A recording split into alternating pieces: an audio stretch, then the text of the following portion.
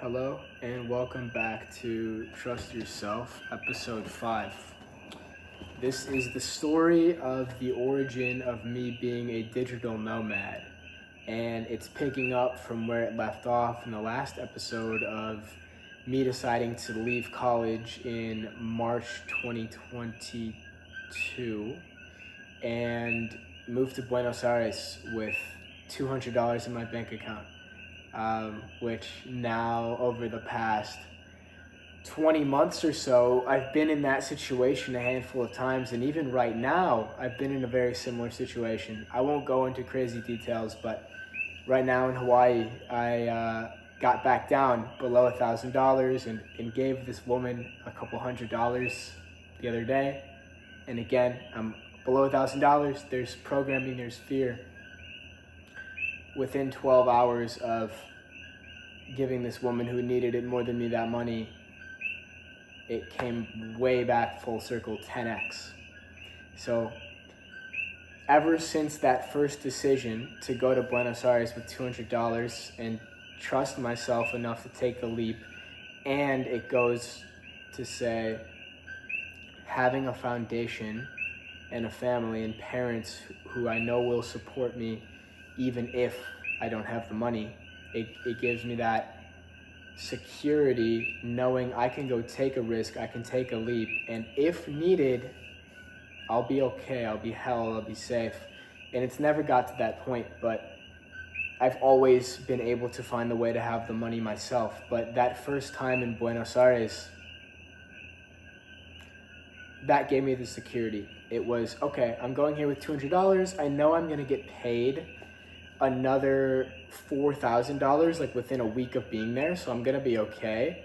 But even if I run out of money, like I can call my parents, my mom, my dad, and they can send me a couple $100. So I'm so fucking grateful for that. And it's a privilege to have a foundation like that and a family who's willing to support. And to me, my mindset has been, my family has provided me a foundation where I could either choose security or I could choose to take a leap and try to create a life that is extraordinary. And I believe to create an extraordinary life, you need to make extraordinary decisions, uncommon decisions. So having that foundation has been an absolute privilege and a blessing, and I'm so grateful. So I fly to Buenos Aires on March 23rd, 23 again. On March 23rd, I fly there, and this to me is a big turning point right now in my life. I feel I'm turning pro. There's a book by Steven Pressfield called Turning Pro. He has another book called The War of Art, all about how writers and artists can overcome the creative blocks through discipline, essentially. And his other book, Turning Pro, is like the difference between an amateur and a professional. And so for me, going to Argentina as now a full-time entrepreneur, digital nomad, creator, podcaster, writer, eventually course creator and things, but that wasn't there yet. That was me turning pro. And I remember on the airplane, I think I was reading that book, and I wrote a newsletter called Turning Pro. Like, this is the moment I'm going so disciplined. I'm doing podcasts every week. I'm writing threads every day. I'm writing newsletters all the time. Like, this is when the discipline really comes in. Because my tendency and pattern, even to this day, even though it's really diminished, almost to non-existent, but still subtly comes up, is towards the end of a chapter, once I see the chapter about to close and end, I completely like let off the gas and like almost burn out a little bit, which is where we'll get to in this video. But I think towards the end of San Francisco, like those last 2 weeks or so, I kind of like, I was eating 1 meal a day. I was super disciplined, 5 days a week at the gym, running, all of it. I kind of fell off. Like I stopped my half marathon training and I just showed up and I finished it, but I walked a few miles and I kind of lost that fire, that discipline. And so again, here I was from one end of the spectrum to the other, super in the yang energy, masculine, hyper-focused, now super in the yin. I don't want to do anything. I just want to smoke weed and do nothing. Go to get DoorDash. Then it was like, okay, Argentina, boom, full time. I'm turning pro. I'm super focused and I'm super disciplined. And I was for the first 85, 90% of it. Towards the end, again, the burnout pattern happens. And I didn't see it at the time yet. Now I see it super clearly, right? This overemphasis on yang energy, doing energy, and an underemphasis on being energy leads to eventual burnout and escapism. Now I'm like, there's the middle way of how can we be doing and being at all times, and then there's no burnout, there's nowhere to escape to because everything is right here now in the present moment. I'm not perfect with this, but this is my new philosophy, and it was becoming that at the time. I was still into the yin yang. I think it was still my my Twitter banner, and it was my first tattoo, funny enough. In Rome, the previous summer, the first tattoo was the yin yang on the ankle. That opened me up a little bit. Now look at me. It's crazy. Sometimes I'm like, what the fuck did I do? But they're beautiful, and I'm really grateful that I've got them. But anyways, so I get to Buenos Aires, and the first thing that happens at the airport is I'm staying at a Airbnb like 45 minutes away from the airport in a little small town, or a smaller part of Buenos Aires, which has like 10 million people, called Colegiales. And I end up falling in love with Colegiales, but at first, I didn't know much Spanish. My friend was there, but like he was already at his place, my friend Matt, and I get in a taxi that I think is my Uber, but I get in the wrong car. And I'm trying to communicate with this guy, I like show him the address, and I realize I'm in the wrong car, and I'm so fucking scared. And like, I think I'm gonna be kidnapped. Like, I think I'm kidnapped for about 5 minutes, and I'm super scared. And this pattern comes up later, especially at an ayahuasca retreat, which was about 2 months ago, of me thinking I was like kidnapped. And that's an interesting pattern of being powerless and being a victim. I think it stems from one, childhood and like getting picked on by some older kids on the team, and like being in some situations where I felt helpless and scared. But it's also probably very related to past lives and genetics, whichever one you want to use. Having Jewish heritage and that coming up. So being like a helpless victim and powerless. Interesting. I never really connected it until now. But basically, I get in this car and I'm fucking terrified for 5 minutes, and I'm texting my friend like, I think I'm gonna be kidnapped. I end up being fine. The dude is a really cool guy. We just can't communicate super well because my Spanish is so limited. But he ends up getting me to my place, and I'm completely okay, but I'm still kind of freaking out. This is like in my family too. Like, there's a tendency to freak out. I'm sure a lot of people can relate with that. Everybody has the experience traveling where like their parents are freaking out or something like that. I think it's common. I remember getting into my place, and like first thing that happens is I set off the fire alarm in the new apartment, and like, I was just like sweating and freaking the fuck out. I was so paranoid. I didn't understand too much yet about like mindfulness or spirituality or presence or calm or surrender. So I didn't have the perspective yet, but all these experiences were leading me towards it. So these first few days, I end up meeting up with Matt right away. Matt had already been there for like a week, and so he was still enrolled in school at the time. He was doing some study abroad program, but like he was about to drop out. And I think he dropped out within like 2 days of me getting there. And I remember he wrote this incredible essay email to his parents about him dropping out and like why he was doing it, and like the entrepreneurship route he wanted to take, and like being in the creator economy and the upside of all that. And I remember it was so good that I sent it to my parents too. I'm like, this dude is exactly how I'm thinking about this whole situation. Like why the upside is so much higher by leaving college. And I still believe that to be true, even though I'm going back to college in like 2 weeks, which is so funny how life comes full circle. But yeah, so we end up like wandering around the city. I remember the trees are just huge. They're nothing like I'd ever seen before. And I felt so grateful. I was like, holy shit, we're here. We're digital nomading. And I'm here with like my new best friend. And it was so much fun. And for those 2 months, Matt and I got so close. I mean, we're the only dudes we knew in the whole area. The whole city speaks Spanish, right? So we didn't know anybody else really, other than some girls I met, which I'll talk about in a second.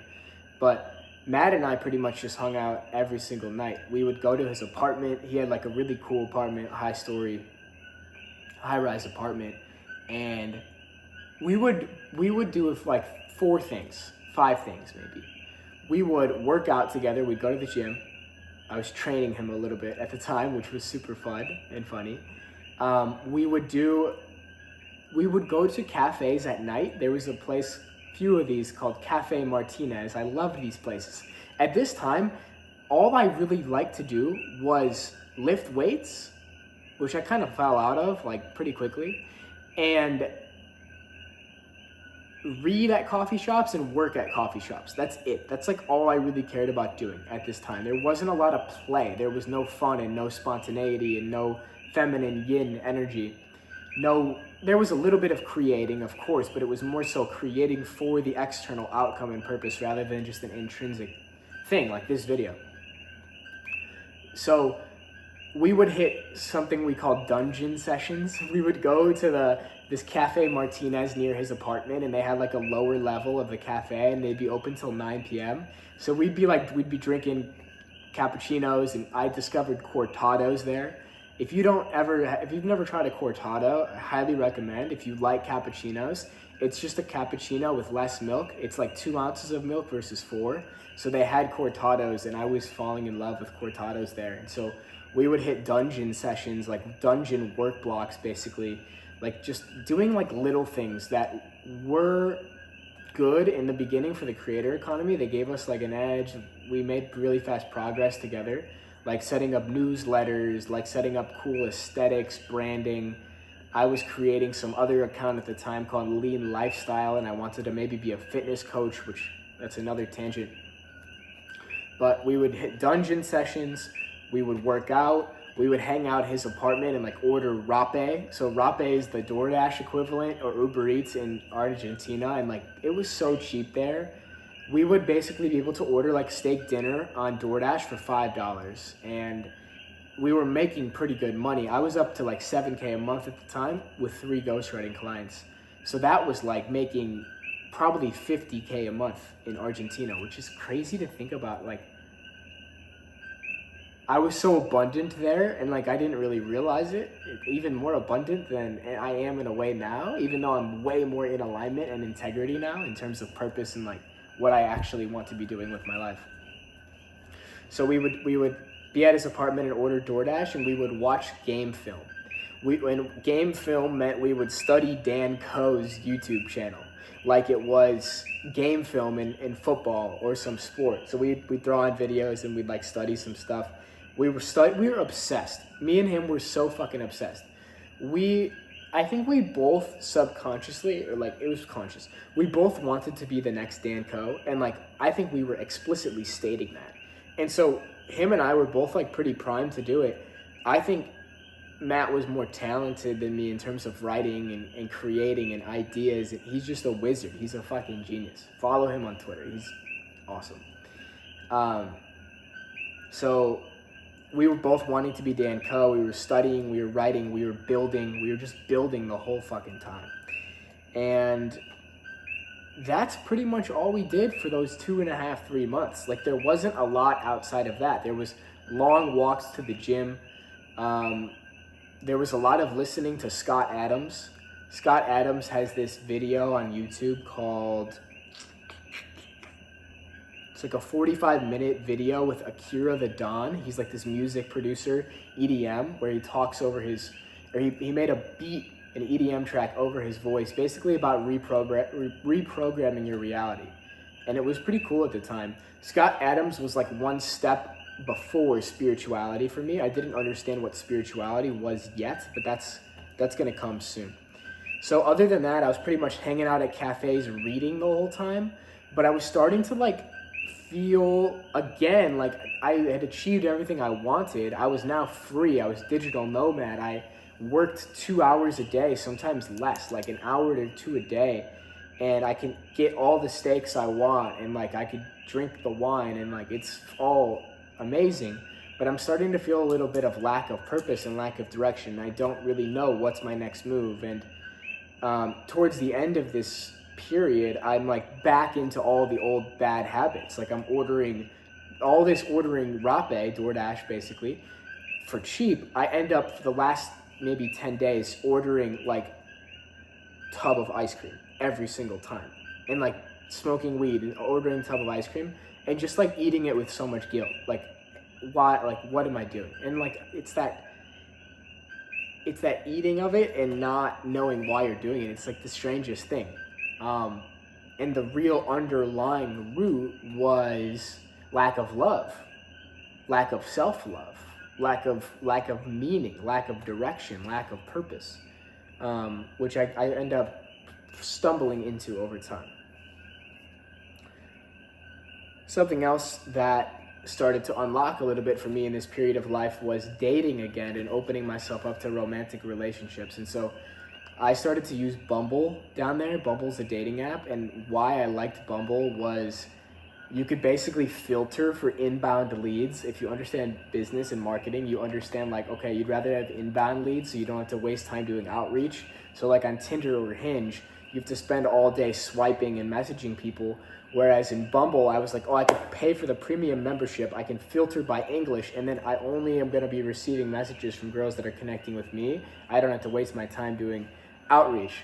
So that was interesting. I had a handful of dates. Most of them went really well, actually, which was fun. And I met two amazing girls that just were such great connections for me at the time. And so outside of Matt, these two became my close friends alongside the workers at the cafe I'd go to a lot. So the one girl, I'm sure I could say her name, it's fine. Her name's Luli. Luli was such a sweetheart. She was like 22, so we were the same age, 21 or 22. And for me and her, it was like a bit romantic. Like she was really cute, but there wasn't like a deeper level of true intimacy or attraction. So we just ended up like being really good friends, I would say. But there was still intimacy and like romantic interest, but it was mostly friends. We went out to some dinners. She took me around the city. We went to the zoo.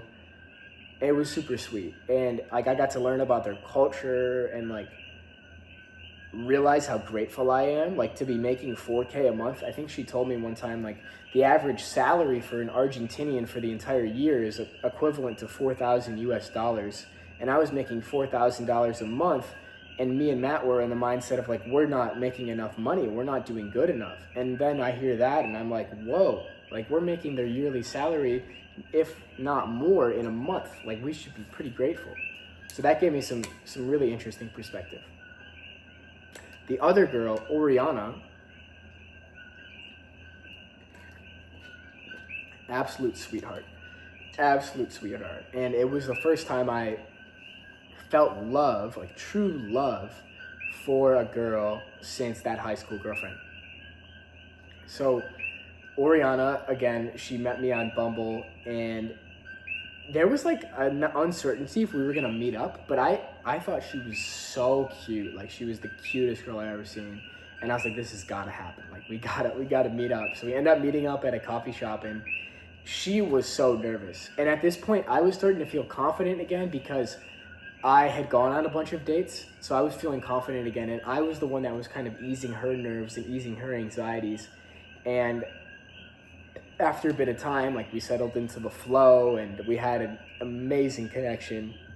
Just like, you know, when there's something in intimacy and dating and relationships where some just flow. Like there's no effort. It's just you're so compatible on a soul level, astrological level, psychological level. Every level just matches up, and it's just effortless. And it's like you say the right thing at the right time. Like even your bodies fit into each other's perfectly. You move off each other's energies perfectly, and it was like that. And it was so amazing to be back in something like that for the first time in so long, like first time in 3 years, 2.5, 3 years. And the big breakthrough was sexual intimacy, which hadn't happened for me in like 2.5 years. And there was so much fear still around that. But because I felt that it was love, now I see it. It was heart chakra rather than just sacral chakra. It was heart chakra. That allowed it to happen, and that allowed me to find the courage to move forward. And she had the compassion and patience to listen and hold me in that space. So that was a big breakthrough. So she was beautiful. It was such a beautiful connection and a beautiful time, and it really opened me up again. I wouldn't stay open. I wouldn't stay open from that point on, but it gave me the confidence of like, oh, this, like, I'm okay. Like, as long as I have the right partner, I'm okay. So that pretty much ends that chapter. Then towards the end of Buenos Aires, this is where I start to become optimistic again and looking towards the future. But there was this period of like burnout and lack of progress, and like I said, like the binge eating comes back, the smoking weed comes back, and it's like I'm just ghostwriting for other people at the time, and I don't know what to build myself. And I'm like, should I be a performance coach? Like, should I help people with productivity and systems? Like, I'm pretty good at that. Maybe I could do that. There was a quote from a guy named Derek Sivers, which is a really good quote, and he has great books. I'd recommend all of them. He says, don't start a business until people are asking you to. And so what people were asking me for at the time was a lot of productivity, systems, creator economy knowledge, ghostwriting. So I was like, I guess I could do coaching around this. Maybe that's my next layer of purpose. There was also a concept from Hamza, the YouTuber, self-improvement YouTuber, called like your purpose works like an onion, where you peel through one layer and then it becomes like empty and you have to go deeper. And so my first layer that got me to Buenos Aires was like the layer of purpose was become a digital nomad, escape the 9-to-5, be an entrepreneur, and create a life of freedom. Boom, I achieved that. Now it feels empty. What's my deeper layer of purpose? And I didn't know at the time. So I ended up going home and finding out a little bit through this performance coaching, which was like a stepping stone to deeper and deeper layers of purpose. So I end up not doing the fitness coaching thing. It's like, I would think I'm gonna do a fitness coaching thing for a bit, and then I just never felt like it had the depth. It never had the depth or substance that kept me motivated, because it was surface level. And I think helping people with their health is amazing. I'm all for it. I want to do that to some extent. But just like, and it was a reflection of myself, right? I wanted it every time. I was like, I need to have 10% body fat. I need to have a six-pack. And where's that coming from? If I don't have that, I'm not good enough. I'm not lovable. I'm not okay. And so I wanted to create a business called Lean Lifestyle, where it was like helping people get below 10% body fat, as I was trying to do the same thing myself. And I never could. And I probably never have and never did until maybe this summer when I stopped trying in Thailand. And it just happened naturally, which, again, later. So in the last week of Buenos Aires, I ended up like I remember I'm sitting in meditation on my couch or on my futon, and I start to think about home. And I start to think about, wow, I really want to go home. I want to play basketball. I want to be around my friends. I want to have my car. I want to be around people that speak English. I want to play Xbox.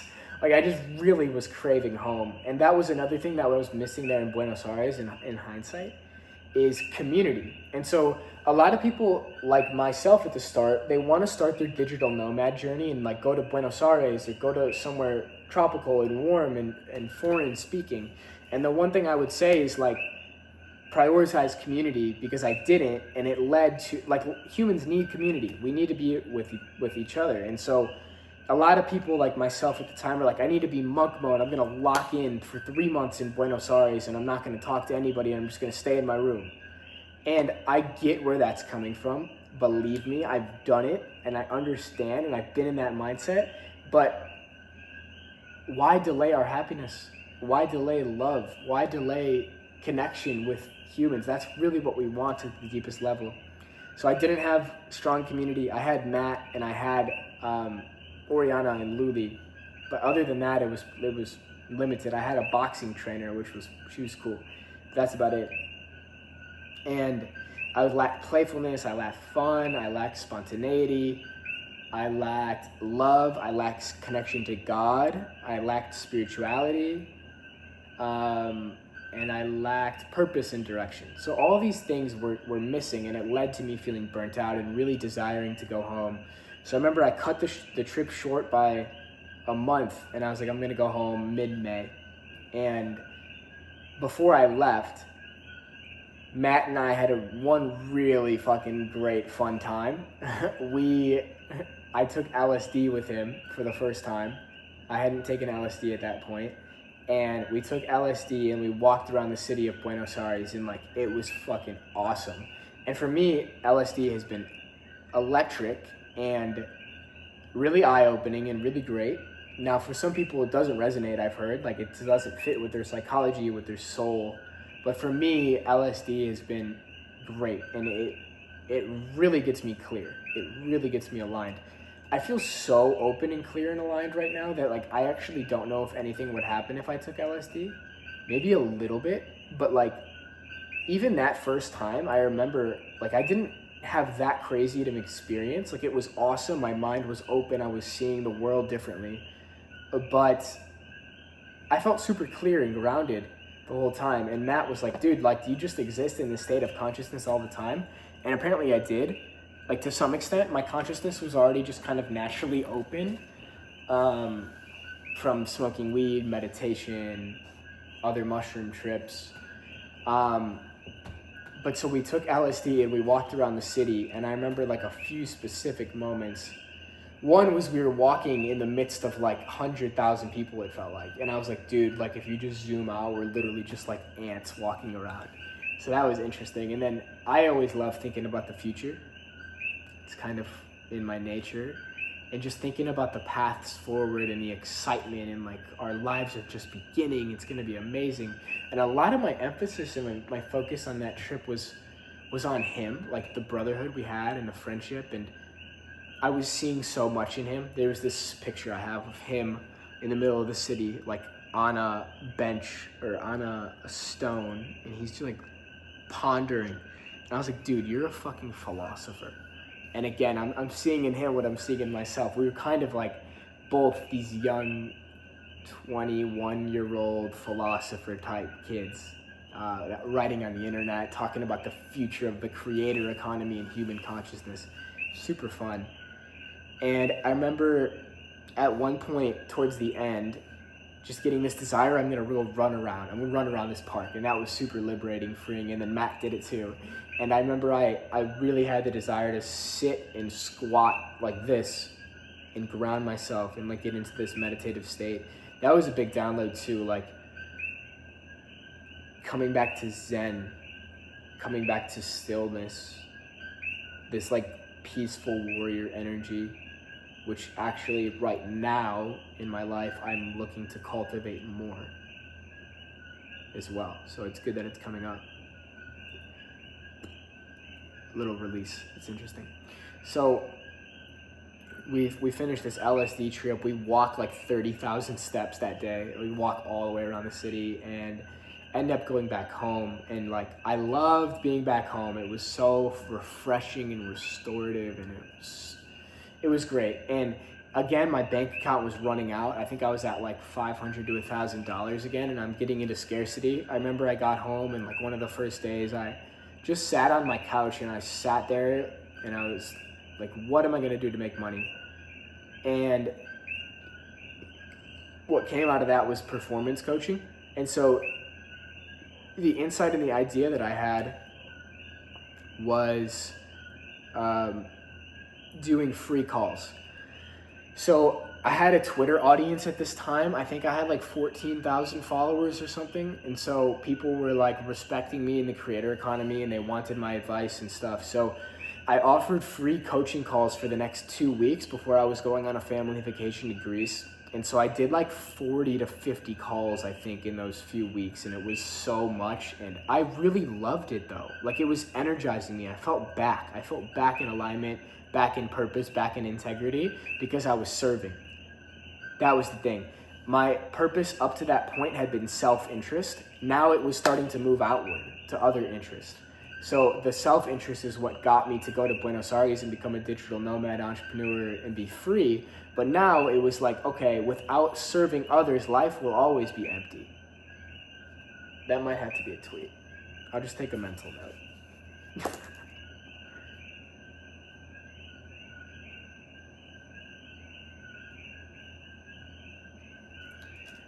But so I came to that insight, like, I got to start serving others. That's my next layer of purpose. So I do like 50 free coaching calls with people all around the world, like a college football player, girl from Africa, maybe, like everybody around the world. I was like, I'm willing, I just want to help, I just want to serve.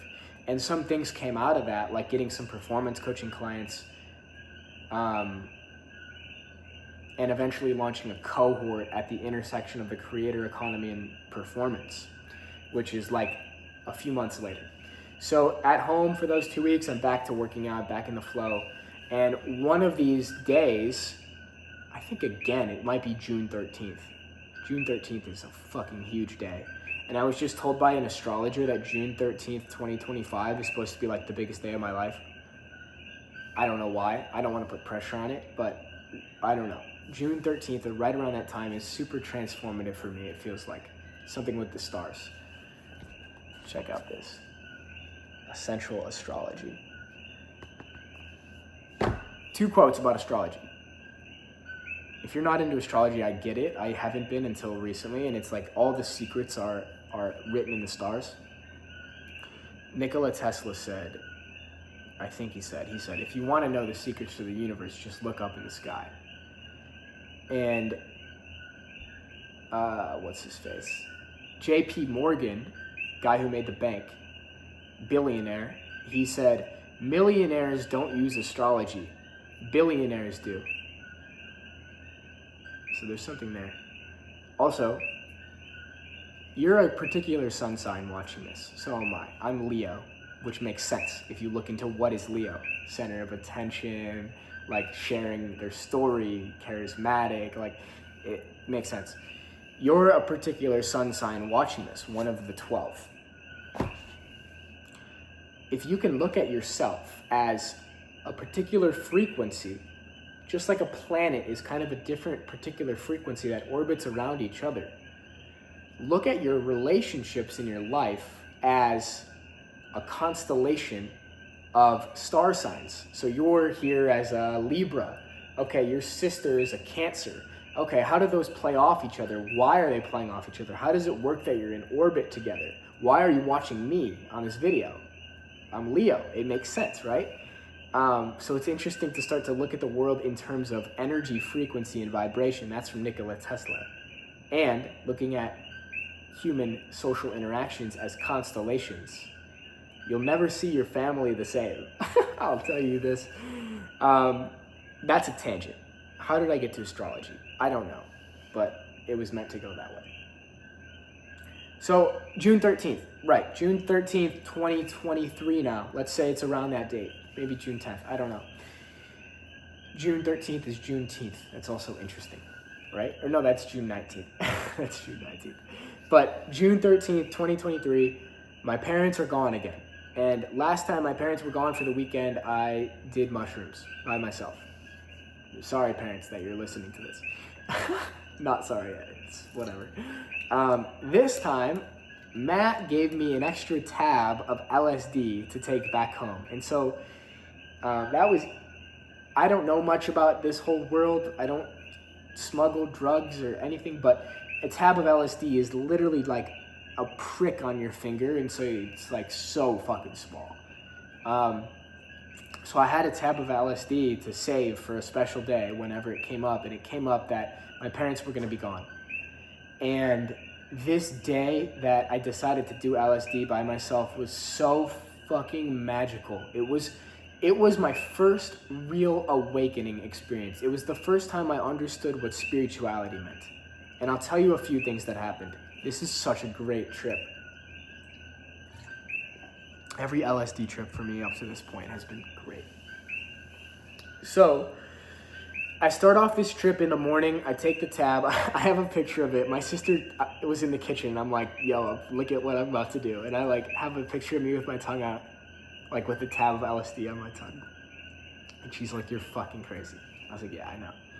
And so I go downstairs and like while I'm waiting for the come up, for whatever reason, I want to play NBA 2K. I'm playing NBA 2K. And so I start to like get into the trip. I'm starting to get psychedelic. And I'm like, I start to feel stuck. I'm like, I feel stuck playing this game. Like I can't move.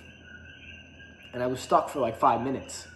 And at a certain point, I'm like, I have to just stop. I have to stop and go outside. Because I was starting to feel like anxious about it. And like that was an early addictive pattern I was seeing, right? Like I can't pull myself away from the game. It has me, I'm attached.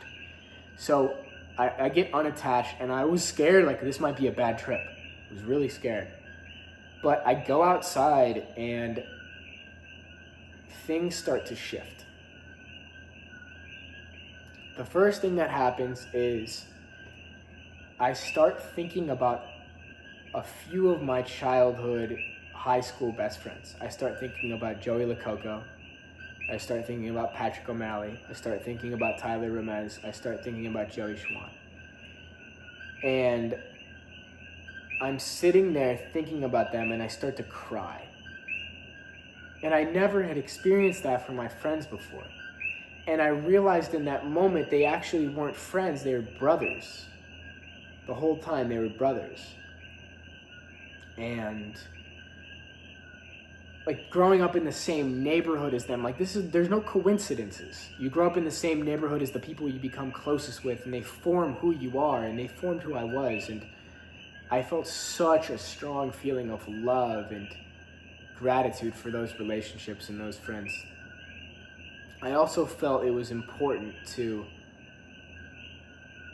like be a leader in the community and be there for those people and everybody else in the community. It felt really strongly. The next thing that happened on that LSD trip was I was listening to a Ram Dass podcast. So I've been getting into Ram Dass a little bit. Ram Dass is a spiritual teacher. I'd recommend looking into his story. He wrote the book Be Here Now, which like heavily inspired Steve Jobs, which is I think maybe what got me interested in it. And he wrote his autobiography called Being Ram Dass, which I end up reading after this trip because it was so powerful. Ram Dass was basically one of the pioneers of the psychedelic movement of the 60s. His name used to be Richard Alpert, but he was in it with Timothy Leary, the guy who said like tune in, turn on, drop out. But Ram Dass, or Richard Alpert, ends up going to India to like find a guru who he finds named Maharaji, and he renames him Ram Dass, which means God's servant, I believe. And so I'm listening to a Ram Dass podcast while I'm tripping on LSD. And he tells a story about a woman dying who he was sitting with. So a big thing Ram Dass did in his life was he would sit with dying people to help with the transition into the next step, the next stage, the next realm, the next dimension, whatever you want to say. And through his presence in just sitting with her and like allowing consciousness to shine forth, and I think mushrooms might have been involved for her, actually. Like, I think she was on mushrooms, and so it helped broaden her consciousness and her perspective. But she said something that just completely was like a wake-up for me. It was, I'm dying, but the universe is so beautiful. And I started crying.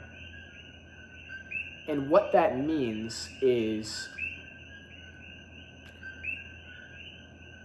she was able to get into the perspective of my physical body, my personality, this person is dying, but the universe will live on. And my true nature is that of the universe. My true nature is not this body that will die. My true nature is the awareness and consciousness that has always been here and will always be here. And so from that perspective, and it talks about this in the Tao Te Ching, it talks about this in the Bhagavad Gita, you can never truly die because you were never truly born. The essence of you, the consciousness behind it all. And so I heard that, and for the first time I understood what it meant to be a soul and not a human being. And I understood what it meant to be the universe experiencing itself rather than a human being living in the universe. Do you see? Do you follow? I've heard it put that the universe evolved consciousness and life to this point where we can be aware enough to realize that we are the universe experiencing itself. This is why Jesus said the kingdom of God is within you. God is the universe is within you. There's no out there. It's an illusion. It's an illusion. So that was a very powerful thing to hear. Then I decide, I get the feeling I'm gonna go on a long walk. So I pack a bag, I pack snacks, I pack an apple, like some cheese and some turkey or something, and I pack a jug of water and a book, Meditations, and I think the Tao Te Ching, which is right here. I carry it with me everywhere. And if you're in Illinois watching this, I'm going to be hosting Tao Te Ching book clubs once I go back to college, January 2025. So hit me up if you want to come. And meditations. Hit me up if you want to come. Not the book, actual sitting meditations and tarot card readings and stuff. But I decide to bring the Tao Te Ching and meditations and a jug of water and some food. And I go on this walk and I don't know where the fuck I'm going. And I'm just like so okay with that and at peace with it. So I go super far. I walk all the way past my old elementary school, middle school, all the way down. I'm not going to say exact names in case this gets out, but down past really far, like 3-4 miles. And I want to go to the Forest Preserve, which is like another 2 miles to the right. And I'm just like, I'm going to run there. Like I'm on LSD the whole time, by the way, too. And I decide to run there. And then one thing that happened before I ran there was I talked with a guy who was out there planting his garden. He was like sitting on the ground planting his garden, and we just start to talk. And I'm like looking at him. I'm so fucking present. I'm talking to him so present. And he's just telling me about his life. He's like, yeah, like someday, like in a few years, like once I retire, I'm going to move to Florida, and then I'll be sipping margaritas and I'll be living the good life. And I was like, wow, this is what the average person is like. This is how they see the world. Once I get there, then I'll be happy. And I had so much empathy and compassion for this guy, and I spoke with him for like 10 minutes, and I think his name was John, I don't remember, but it was such a pure interaction. And so I keep walking, and then I end up running like a mile or two, and I'm just like, I want to be fucking vital. I want to be so healthy. I want to feel healthy because it feels good. Not because I need to be 10% body fat, but because it feels good to be vital and healthy. That was the realization, and that's still it now. That has become it more and more now, where it's like, fuck how I look, fuck this number on the scale, I don't care, I don't know how much I bench, I don't care about lifting a certain amount of days a week, I just want to feel fucking strong and vital and lean and healthy. So I run to the Forest Preserve, and I end up walking around the Forest Preserve, and I sit on this bench, and I start reading meditations again, reading meditations like I did the last time on the mushroom trip, the first time I ever took mushrooms. And I'm reading about Marcus Aurelius' family life in the sun, shirt off, on LSD. And this beautiful girl runs by with her dad. Her dad is like 55, 60 maybe older, but he's in like peak shape, and she's like 25 to 30 and like just beautiful and stunning, a blonde girl. And they run by me, and I'm like, I kind of want to talk to them, but I'm like, I don't know, I'm kind of scared. And I'm just like watching them run. I'm like, I want that. I want that someday. I want to, one, be as healthy as that guy is at 60, and two, have such a beautiful connected relationship with my daughter where like they're going on runs together and they're talking and like they just seem so happy. And they come back and I stop them. I'm like, excuse me, like I just want to say, like, are you guys father and daughter? And they're like, yeah. I'm like, so beautiful. Like I love this. Like someday I want to have something like this. And they thought it was so sweet, and they kept going on, and my heart felt so full. I keep walking, and I end up like sitting in this little grass patch, put my feet on the ground, reading the Tao Te Ching. And during that walk and during that sit, I come to another realization, which I come to every single time I'm on a psychedelic trip, I'm in a deep meditation, I do a breathwork session, or I just feel really at peace. And the realization is, holy fuck, Jack, you're 21. Your whole life's ahead of you. It's 9:21 right now. I see it on my computer right above this. It's so funny. You're 21. Your whole life's ahead of you. You don't have to stress about anything. You can go adventure the world and explore. It's okay. And you don't have to worry about anything. It's so amazing. It's all perfect. It's all happening so perfectly. You're exactly where you need to be. And that level of peace is just like, wow, I can do whatever I want. I can be whoever I want. And it's so liberating. And it often comes in a psychedelic journey. Now, you don't need a psychedelic to come to that. But I would say, in my experience, reaching those states of actual knowingness rather than just theorizing, like I know I'm okay, but like I still feel anxious, the feeling of I'm so okay. At first it was only coming from psychedelic journeys, and now it can come from meditation and breath work, and I think you can get there without psychedelics, by the way. But they really opened my consciousness and helped me feel the presence of God, feel at peace. Then I end up walking home. It's been like 4 to 5 hours, and I'm like singing a song, The Way Life Goes, which was like one of my favorite songs, and I'm singing it in the sun, and it's just beautiful. And I end up getting home, and my sister's there, and we probably had the most magical day together that I can remember. A contact high definitely happened. So I came back, and I'm like still kind of tripping, but like I've come down. Actually, right before I got back, I talked to my neighbors for like a few minutes, and that kind of tripped me out. Actually, that was a bit. They didn't know, but I was like, I just want to go inside. I don't want to talk to them right now. So I go inside, and my sister's there, and she knows I had gone and done this, but she was sober. She's completely sober, and I start to notice like a contact high is happening. Like we're super dropped in together. We're super present, and I'm opening up a lot, like telling her stuff. She's giving me feedback. I've realized the whole time, like her intuition and my mom's intuition about girls was so fucking spot on. Like with the high school girlfriend, like just knowing, like Jack, like she's good, like she's the one, like she's really good.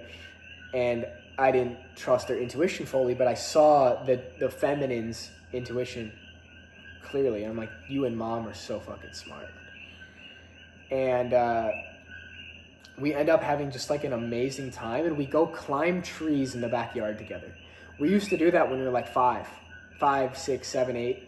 And at some point you just stop, right? You stop climbing trees. You stop swinging on the monkey bars. You stop playing and running around and making up games and being in your imagination because life gets fucking serious. There's bills to pay. It's bullshit. Like, it's all bullshit. You can still have that childlike wonder and curiosity your whole life. You don't have to lose it.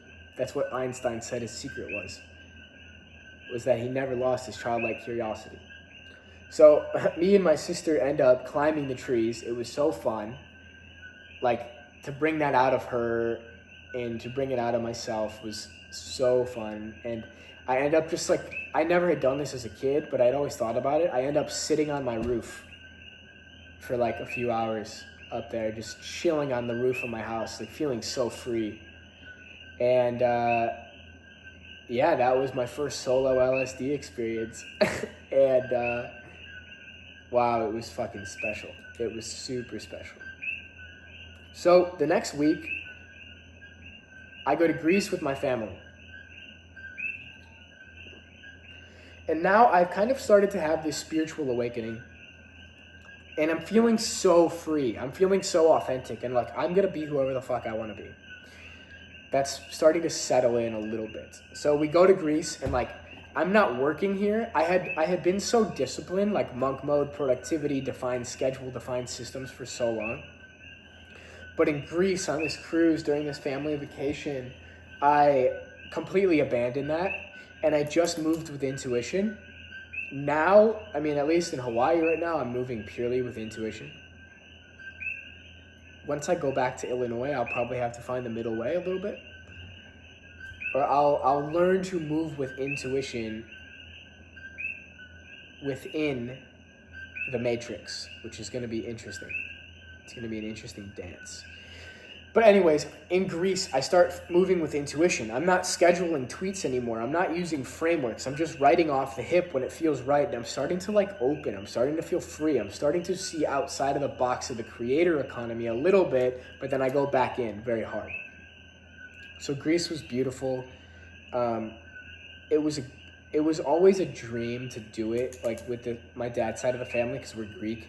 And we went around the islands and we saw Mykonos, and Mykonos is in my awareness. I thought actually in Mykonos, I could see myself living here, and it still is there. I could see it next year, not this year, next year, maybe. But Mykonos was epic. Rhodes was super cool. I had a great dinner with my grandma and dad. Santorini was pretty cool. We didn't see the stuff we wanted to see, but the whole experience was beautiful. And right after, the day after Greece, I fly to Costa Rica. So this is the next adventure. I fly to Costa Rica again to live with Matt, this time in the same Airbnb, this beautiful place. Like, wow, I could smell it nearly. I could smell the place, which was so interesting. We stay at a new Airbnb, beautiful place, like a little bit more expensive, like $2,500 rent. And it's like a 2-minute walk from the ocean now. So this is the first time I'm living by the ocean. Buenos Aires isn't by the ocean, or at least not one that you can really access easily. It was like a concrete jungle. So we were going from the concrete jungle to the real jungle in Costa Rica, in this small little town called Santa Teresa, which was awesome. So this is like a complete 180. Now I'm like a beach dude, and like I didn't feel like a beach dude. And I think I could become a beach dude. Maybe not. I don't know if it's in my nature. Like maybe to some extent, but it never quite felt right there. Like I was like a kid with a buzz cut still. I think I was like buzz cut dude, and I wanted to be super productive. I wanted to grind. Like that was still my mindset, but yet I was living in this like beach surf town. So I was finding like an interesting balance. I was still super disciplined. Like it would be like a 5:30 a.m. wake up and run right down to the ocean, go in the ocean at 5 or 6 in the morning, stare at the sun, do push-ups, run sprints up and down the beach. That was pretty epic. That was a really fun time. And then I go to the cafe, would open at 7:30, and I do like 3 or 4 hours of deep work at a cafe. And then by then, the day was usually over and done again. So it was like, what am I supposed to do now? And so we would end up, I'd take naps, I would go back to cafes and read more. I'd go to the beach. I'd go lift at the gym. The gym was fun. It was called Lifeguards, and it was like a barefoot gym. I would be barefoot lifting weights, which was cool. We'd go to the beach, watch the sunset often, and read. We were reading a lot at the time. We were both reading spiritual books. Like we were getting more into spirituality. Michael Singer was big at this point. The Untethered Soul. That was something we were both reading. which then leads to the surrender experiment, which leads to ayahuasca, which we'll get to. But during that time, we were finding a little bit of community. Another dude moved down there named Luke Lamy, who we knew from Twitter. So he moved down there. We created a little community, and I met a friend named Camille. Where did I meet Camille? I met her at a coffee shop, actually. I think she stopped me, started talking to me because I had Northwestern Jack Moses number 87 on my backpack. I was still using my Northwestern football backpack as I'm like this nomadic entrepreneur. So fun. And that was only until recently that I didn't have that backpack. So she starts talking to me, and her and I become pretty close. We go hang out together. She drives me around on her motorbike. I was such a kid still. I was 20, I was about to turn 22. I was still 21. And she was 28. But I was kind of into her. I don't know if she knew this. Maybe she probably knew. She was super wise, super tapped in, had done ayahuasca a few times before already. So she was tapped in, and she could sense a lot. And there's one thing, it was interesting. I was writing in my book, what are the key things I want to talk about for Costa Rica? And the first thing that came to my mind was Camille and her comment to me, where she was like, I sense sexual insecurity in you. I was like, how the fuck do you know that? It was within the first day of meeting her, and it was so interesting that she could pick up on that. And once you tap into feelings and energetics, you can feel those things in people for sure. So now I understand. But at the time, I was like, how does she know this? So that stuck out, that she knew that. And if I was a little bit more embodied at the time, a little older, more confident, I think we might have had something, but we didn't. But she ended up just becoming an incredible friend, an incredible mentor. She ended up working with my sister too, in a one-on-one capacity, which was awesome. And she helped me with some things. She taught me a little bit about breath work. She led me through some amazing breath work sessions. And she runs her own retreats, and she's just an incredible fucking human. She opened my mind a lot to possibilities of life. She was this 26-year-old engineer, super well-paid, super smart engineer who went complete 180 in her life, moved to Costa Rica, did ice baths for the community and breath work, and did one-on-one women's coaching and ran retreats. And I was like, wow, that is a fucking cool lifestyle. So Camille was such a homie. She still is such a homie. Something funny that happened with her, this was kind of an indicator to me, maybe I'm not where I'm supposed to be. We went surfing, and I was so fucking bad at surfing. Even though I'm athletic, I was at surfing and just couldn't pick it up for whatever reason. I didn't really want to pick it up. That's the thing. So we went surfing. I was actually getting it a little bit, and we were out in the middle of the water in the 10 UV sun for hours. And I didn't think it was such a big deal. I was getting into esoteric health. I'm I shouldn't wear sunscreen, all that stuff, which is still valid. I don't believe in sunscreen, but I believe in creating a sun callus now, you in the morning, not being out for more than 20, 30 minutes at the start, midday. But I was out for 3 to 4 hours midday on a surfboard in the water, which doubles the amount of UV, I feel like. So I got sun poisoning, and I was bedridden for a week. I literally couldn't move for a fucking week. It was rough. And Matt had a really bad sickness that time too. He was sick for a week. So the signs were kind of pointing something was misaligned, and I was starting to feel it a little bit.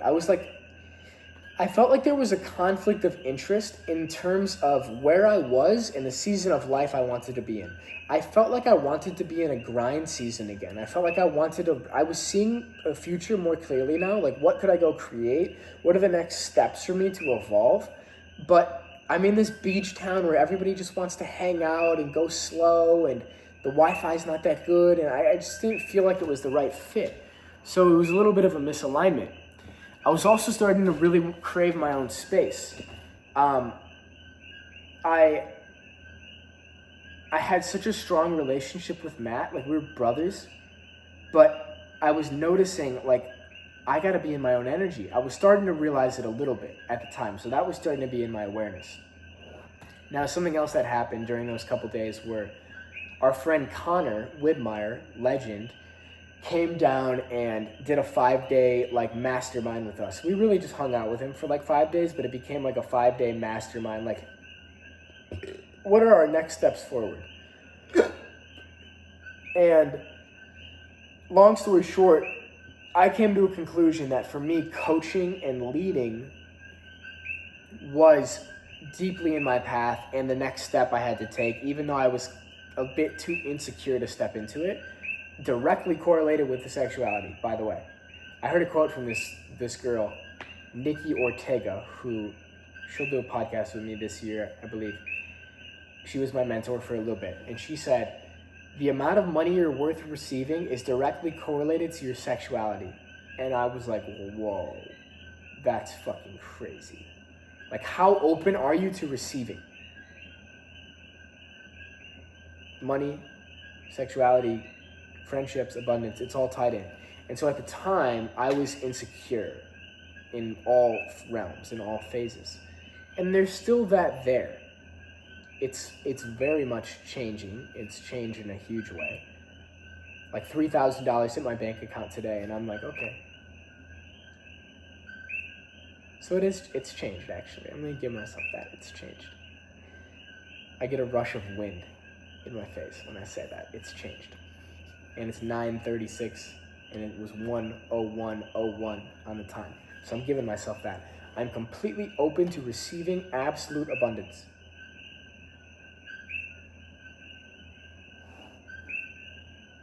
Okay. I'll do more of that later in solitude. But so we do this mastermind with Connor, and I'm starting to get clarity, like the next layer of the purpose. And at the time, I'm reading The Surrender Experiment by Michael Singer. Highly recommend the book. So the book is basically about this guy, Michael Singer, who was like studying economics at 23 years old. And he starts to meditate, and his mind starts to go quiet a little bit. And he starts to become aware of the thinking mind. And he's like, wait, if I'm aware of the mind, who am I? What's the silence behind it? What is this mind that's always chattering and talking? So he goes and lives this crazy, adventurous life where he stops with his personal preferences and surrenders to life. That's why it's called the surrender experiment. Like when his mind wants to say no, and life was presenting him yes, he would say yes. It's what I feel I'm living, actually, right now, the surrender experiment. So I'm reading this book, and it's around my birthday, August, like start of August, so I'm just turning 22, maybe a few days before or after, I can't remember. But I receive a phone call from Talon Simmons, a friend from the creator economy. We'd done a podcast. We'd actually just done a podcast about his ayahuasca experience because I was curious. I remember doing it on the balcony of my place and him telling me about his ayahuasca experience on that podcast and how he went with a few friends and there was this shaman and she was so cool and he like had all these crazy insights and downloads and like he saw his death and it was super fucking intense. And I was still at this point like, I'm not going to do this. I'm not going to do this for a while. And Talon ends up calling me and he's like, yo, dude, the same shaman who I just did the retreat with in maybe it was Costa Rica, don't know. Same shaman that I'm doing there, I just did a retreat with my friends. She's hosting a private ayahuasca ceremony in Costa Rica on September 11th. I think it was September 11th. Do you want to come? Do you and Matt want to come? Do you guys want to come? And at this time, again, my mind instantly says no. I'm 22, my brain's not fully developed. I should wait till I'm at least 30. Maybe I have kids. Like, I'm not ready. I'm scared. I want to be in monk mode. I want to grind. It's not the right time. Blah, blah, blah, blah, blah, blah, blah, blah, blah. The mind, every reason to say no. And I look and I think, like, I see the surrender experiment as I'm talking to him. Or at least it comes to my mind. And I'm like, dude, maybe I'm gonna surrender to this and say yes, even though I'm so fucking scared. And Matt was more on board than me, I'd say, to start. He was more of a psychedelic adventurer than me, and he'd wanted to do this for a while, or at least it had been in his awareness. And he was scared too, but we both ended up saying, yeah, we're gonna do this together. And this is when I guess the spiritual path was already accelerating, but this became a giant turning point in my life. And every video has been a turning point. It seems like each chapter is a new turning point, but I decided to say yes, and I decide that I'm gonna go home about a week or two after the ayahuasca journey. So it's gonna be ayahuasca, another week or two in Costa Rica.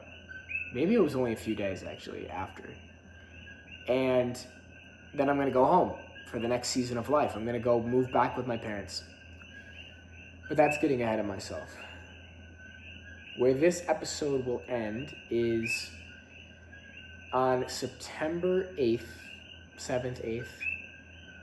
Matt and I end up going on the adventure across Costa Rica into the jungle of Monteverde. And we take a jumper plane, a little jumper plane, across Costa Rica to meet up with Talon at the airport to drive to the ayahuasca ceremony. So I'm gonna end that video here. There's nothing else present for me, I don't believe. The only other thing that's present is like the deep level of brotherhood and love with Matt. I wouldn't have been able to go on this journey without him. I wonder if he would say the same. I feel he would. Like having that brother and that friend to go take the leap with, to leap from college to Argentina to Costa Rica to ayahuasca, really big fucking leaps. And I don't think I would have done it by myself. It wouldn't have even been in my awareness to ever go to Argentina. And let alone go by myself. No. We were fucking brothers for those few months. And I'm so grateful for our friendship. And I'm so grateful for that chapter of life. And I'm so grateful for that, dude. I love you, Matt. I love you so much. And I love everybody else I mentioned in this story, too. Oriana, Luli, Camille, Luke Lamy, Karen, Shaman. She's not even in this video yet, but I'm voice messaging her today, funny enough. And my family for that Greece trip. So much love. So yeah, with that, that's all for this video. Thank you if you watched to the end. Thank you for still following along. Episode 6 will be about the ayahuasca journey and my monk mode afterwards, and a big turning point in my life. So thank you for watching. I'm sending you so much love. I can't wait to continue making these videos as God inspires me to. And yeah, excited to see you in the next video. Until then, peace.